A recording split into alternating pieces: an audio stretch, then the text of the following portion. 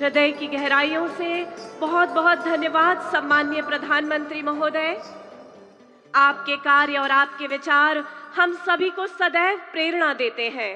आपसे करबद्ध निवेदन है कि कृपया हम सबका मार्गदर्शन करें तथा हमें अपने प्रेरणादायी विचारों से लाभान्वित करें।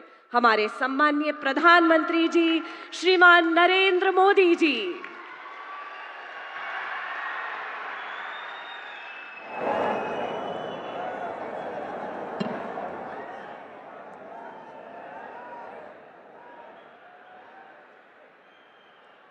आजेर भव्य सभान संपूर्ण देशेती उपस्थित मार गोर भाई याडी भेण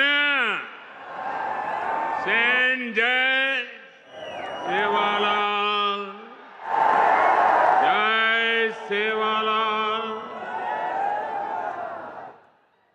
महाराष्ट्र के गवर्नर सीपी राधाकृष्णन जी, यहां के लोकप्रिय मुख्यमंत्री एकनाथ शिंदे जी, केंद्रीय मंत्रिमंडल के मेरे साथी शिवराज सिंह चौहान, राजीव रंजन सिंह, महाराष्ट्र के डिप्टी सीएम देवेंद्र फडणवीस, अजित पवार, केंद्र और राज्य सरकार के अन्य मंत्रीगण, सांसद, विधायक और यहां दूर दूर से आए हुए बंजारा समाज के मेरे भाई बहन, देश भर के किसान भाई बहन और अन्य सभी महानुभाव और महाराष्ट्र के मेरे भाइयों और बहनों, मैं वाशिम की इस पावन धरती से पोहरा देवी माता को प्रणाम करता हूं। आज नवरात्र में मुझे माता जगदम्बा के मंदिर में उनका आशीर्वाद प्राप्त करने का सौभाग्य मिला है। मैंने संत सेवालाल महाराज और संत रामराव महाराज जी की समाधि पर जाकर उनका आशीर्वाद भी लिया है।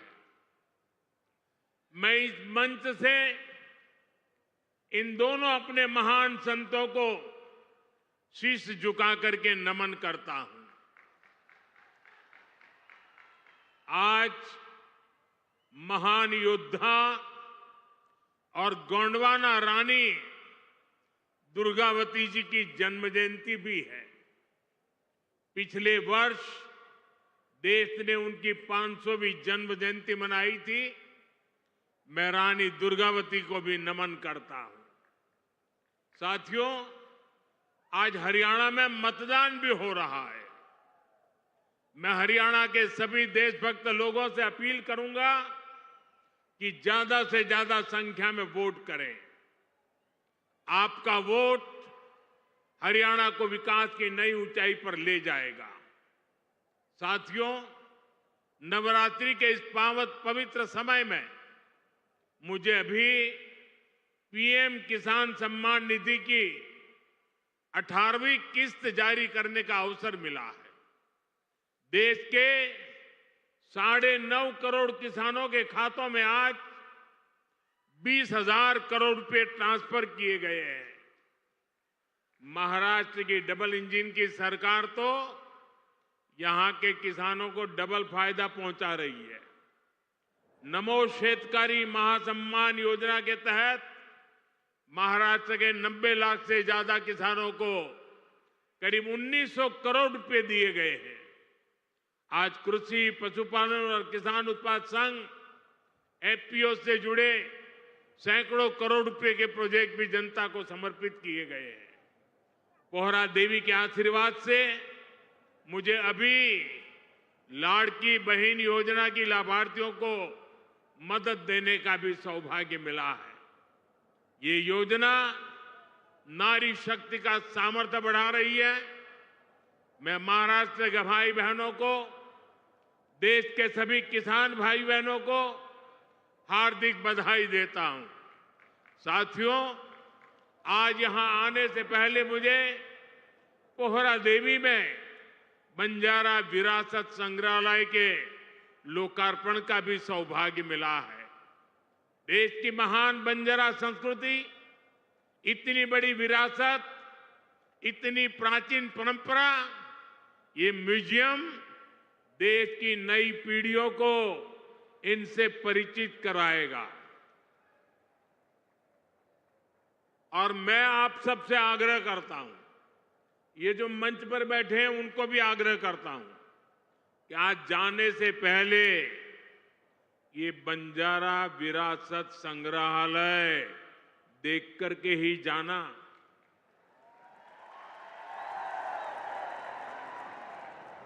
मैं देवेंद्र जी को बधाई देता हूं। इन्होंने पहली सरकार के समय जो संकल्पना की और इसने उत्तम तरीके से आज मैंने इसको बना हुआ देखा, मन को बहुत ही संतोष हुआ, आनंद हुआ। और मैं तो आपसे आग्रह करूंगा, आप तो देखें, आपके पूरे परिवार को बाद में समय निकाल करके इसे देखने के लिए जरूर भेजें। मैं अभी पोहरा देवी में बंजारा समुदाय के भी कुछ महानुभावों से मिलकर के आया। इस म्यूजियम के जरिए उनकी विरासत को जो पहचान मिली है, उसका संतोष और गर्व का भाव उनके चेहरों पर था। मैं आप सभी को बंजारा विरासत म्यूजियम की बधाई देता हूं। साथियों, जिसको किसी ने नहीं पूछा, उसको मोदी पूजता है। हमारे बंजारा समाज ने भारत के सामाजिक जीवन में, भारत की निर्माण यात्रा में बहुत बड़ी भूमिका निभाई है। कला, संस्कृति, आध्यात्म, राष्ट्र रक्षा, व्यापार, हर क्षेत्र में इस समाज के महापुरुषों ने, महान विभूतियों ने देश के लिए क्या कुछ नहीं किया। राजा लखी शाह बंजारा, उन्होंने विदेशी शासकों के कितने अत्याचार सहे, उन्होंने समाज की सेवा में अपना जीवन समर्पित कर दिया। संत सेवालाल महाराज, स्वामी हाथीराम जी, संत ईश्वर सिंह बापू जी, संत डॉक्टर रामराव बापू महाराज, संत लक्ष्मण चैतन्य बापू जी, हमारे बंजारा समाज ने ऐसे कितने ही संत दिए जिन्होंने भारत की आध्यात्मिक चेतना को असीम ऊर्जा दी। पीढ़ी दर पीढ़ी, सैकड़ों हजारों वर्ष से समुदाय भारत की संस्कृति और परंपराओं को सहेजता और संवारता आया है। आजादी की लड़ाई के समय अंग्रेज सरकार ने इस पूरे समुदाय को ही अपराधी घोषित कर दिया था। लेकिन भाइयों बहनों, आजादी के बाद ये देश की जिम्मेदारी थी कि बंजारा समाज की चिंता करे, उन्हें सही सम्मान दे। और उस समय कांग्रेस की सरकारों ने क्या किया? कांग्रेस की नीतियों ने इस समाज को मुख्य धारा से काट कर रखा। आजादी के बाद कांग्रेस पार्टी पर जिस परिवार ने कब्जा किया, उसकी सोच शुरू से ही विदेशी रही है। अंग्रेजी हुकूमत की तरह ही ये कांग्रेसी परिवार भी दलित, पिछड़ा, आदिवासियों को अपने बराबर नहीं मानते। इन्हें लगता है भारत पर एक परिवार की ही हुकूमत रहनी चाहिए, क्योंकि अंग्रेज उन्हें ये हक देकर गए थे। इसलिए उन लोगों ने बंजारा समाज के प्रति हमेशा अपमानजनक रवैया बनाए रखा। साथियों, एनडीए की केंद्र सरकार ने ही गुमंतु, अर्धगुमंतु समुदाय के लिए कल्याण बोर्ड का गठन भी किया है। इस समाज के सांस्कृतिक पहचान को सही सम्मान मिले, इस दिशा में भी बीजेपी सरकार और एनडीए सरकारें लगातार काम कर रही है। विकास की गति तेज करने के लिए यहां राज्य सरकार ने संत सेवालाल महाराज बंजारा तांडा समृद्धि अभियान भी चलाया है। साथियों, हमारे इन प्रयासों के बीच आपको ये भी याद रखना है कि कांग्रेस और महाआघाड़ी का आपके प्रति क्या रवैया रहा है। जब फडणवीस जी मुख्यमंत्री थे तब पहरा देवी तीर्थ क्षेत्र के विकास की योजना बनी थी, लेकिन बीच में महाआघाड़ी की सरकार आई और उन्होंने इस काम पर ब्रेक लगा दिया। पोहरा देवी तीर्थ क्षेत्र का विकास तब आगे बढ़ा जब महायुति शिंदे जी के नेतृत्व में फिर से यहां सरकार बनी। आज इस योजना पर 700 करोड़ रुपए खर्च किए जा रहे हैं। इस तीर्थ स्थल के विकास से भक्तों को आसानी होगी और आसपास के क्षेत्रों में विकास भी तेज होगा।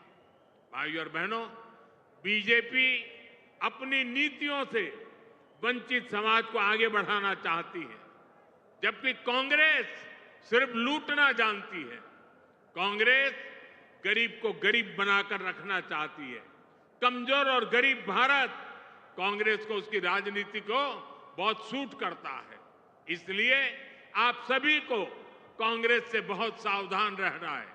आज कांग्रेस को पूरी तरह से अर्बन नक्सल का गिरोह चला रहा है। कांग्रेस को लगता है कि अगर सब एक हो गए तो देश को बांटने का उनका एजेंडा फेल हो जाएगा, इसलिए हमें आपस में लड़वाना चाहते हैं। पूरा देश देख रहा है कांग्रेस के खतरनाक एजेंडों को विकास सपोर्ट, किसका सपोर्ट मिल रहा है। जो लोग भारत को आगे बढ़ने से रोकना चाहते हैं वो इन दिनों कांग्रेस के सबसे करीबी दोस्त हैं। इसलिए समय एक होने का है। हमारी एकता ही देश को बचाएगी। भाइयों और बहनों, मैं महाराष्ट्र के लोगों को कांग्रेस की एक और करतूत बताना चाहता हूं। आपने खबरों में देखा होगा, अभी दिल्ली में हजारों करोड़ रुपए का ड्रग्स पकड़ा गया। और देखिए दुख की बात, इस ड्रग्स रैकेट का मुख्य सरगना कौन निकला? कांग्रेस का एक नेता उसका मुख्य सरगना निकला। कांग्रेस युवाओं को नशे की लत में धकेलकर उस पैसे से चुनाव लड़ना और जीतना चाहती है। हमें इस खतरे से सावधान रहना है और दूसरों को भी सावधान करना है। हमें साथ मिलकर ये लड़ाई जीतनी होगी।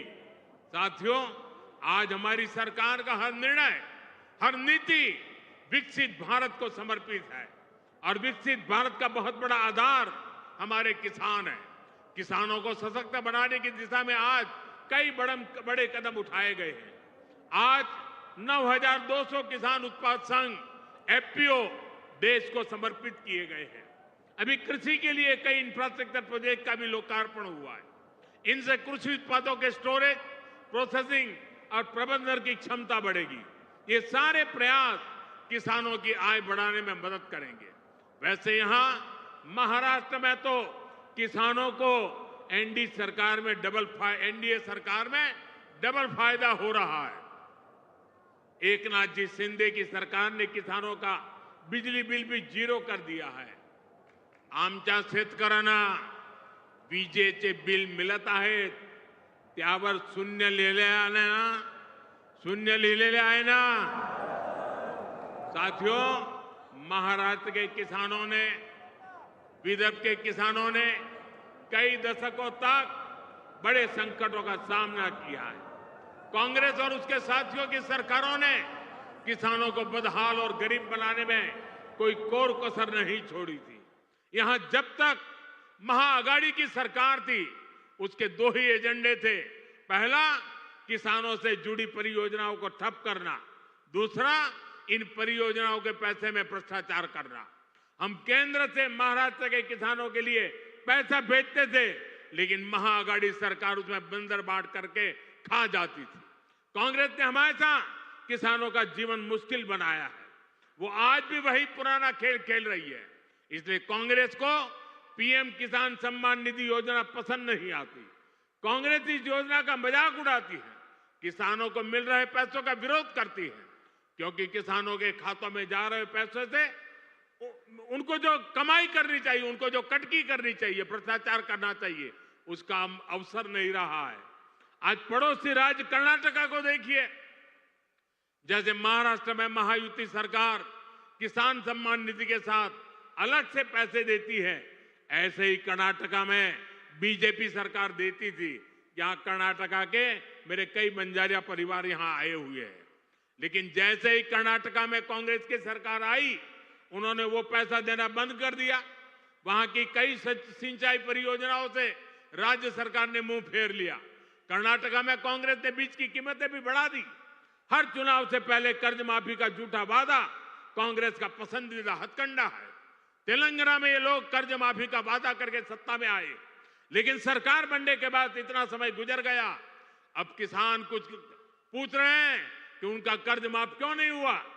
भाइयों और बहनों, हमें भूलना नहीं है, महाराष्ट्र में भी कांग्रेस और महाआघाड़ी सरकार ने सिंचाई से जुड़े कितने कामों को रोक कर रखा था। जब एनडीए सरकार आई, उसने इस दिशा में तेजी से काम किया। महाराष्ट्र सरकार ने वैनगंगा नलगंगा नदियों को लिंक करने की योजना को मंजूरी दी है। करीब 90,000 करोड़ रुपए की इस परियोजना से अमरावती, यवतमाळ, अकोला, बुल्डाना, वाशिम, नागपुर और वर्धा में पानी की कमी को दूर होगी। महाराष्ट्र की सरकार कपास और सोया